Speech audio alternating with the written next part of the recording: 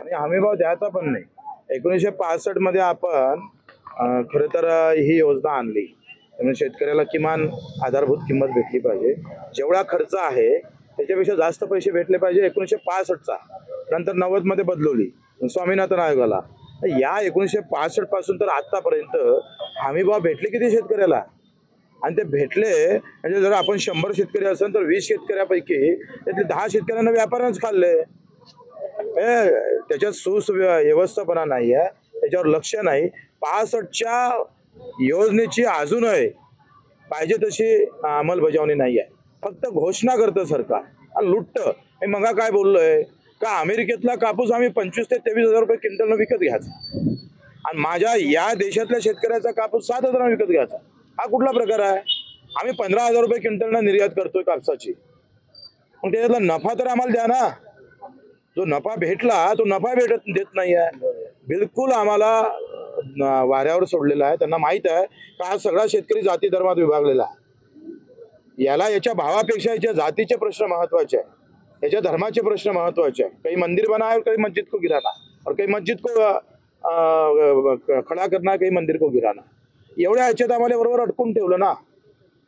आयात शुल्क माफ केलं त्याच्यामुळे आता कापसातला जो दर मिळणार आहे त्या कापसाच्या दराबाबत सुद्धा शक्यच नाही, शक्यताच नाही आहे. आज पहिलेच आपण सरप्लस होतोय, त्याच्यात अजून जर आपल्याकडे कापूस आला आणि तो लांब धाग्याचा कापूस येणार, सगळ्या व्यापारी कापड मिलवाल्यांचं अधिक व्यवस्थित होईल.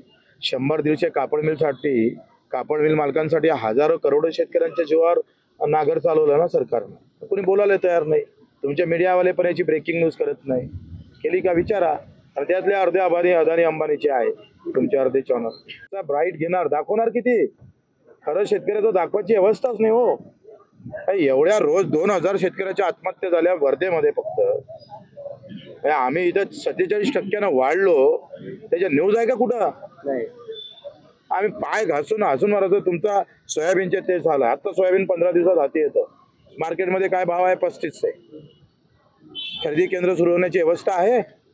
तुम्ही चढ उतार निधी देणार होते, सोयाबीनला 6,000 देणार होते. मोदीजी बोलले होते, नरेंद्रजी बोलले होते. त्याला माहिती आहे गावातला भाजपचा झेंडा घेऊन आहे आमचे गुलाम. त्यांना भाव भेटो का नाही भेटो. कर्जमुक्ती हे एमर्जन्सी काम आहे, कारण या सगळ्याच्या मध्ये लूट आहे. ते लुटीची वापसी आहे. लुटलं ना तुम्ही. मागच्या वर्षी काय भाव भेटला सोयाबीनले? काय भावना विचारा. 3,034 रुपयाला लुटलं ना. मग हे लुटीची वापसी आहे. तुम्ही 200-300 उद्योगपत्यांना 18 लाख करोड माफ करताय 10 वर्षात, आणि आमच्यासाठी 1 लाख करोड लागत नाही. आम्हाला तर 35,000 कोटीच पाहिजे महाराष्ट्राला. पुऱ्या देशाला किती पाहिजे? 2 लाख करोड. ते माफ करत नाही. लेन देणच नाही हो. आम्हाला झेंड्याच्या रंगात रंगून ठेवला आहे.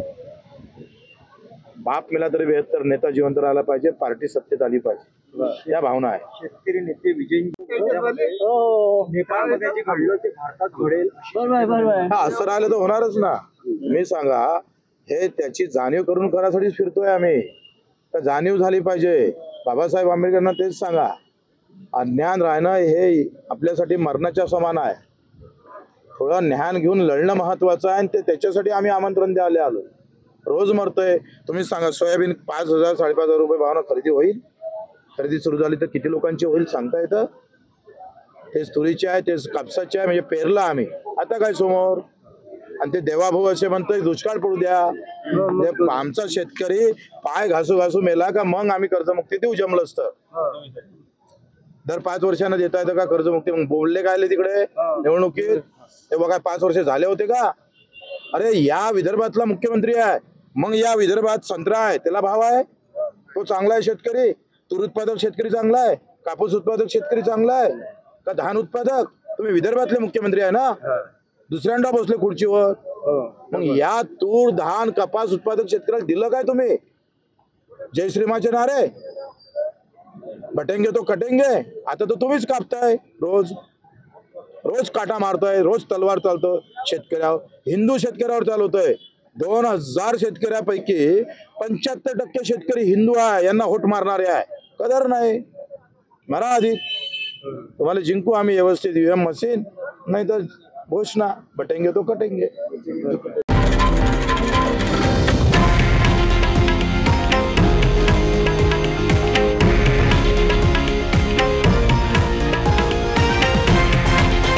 हे आहे देशातील नंबर 1 न्यूज नेटवर्क आणि आपण पाहत आहात TV9 मराठी, एकमेव.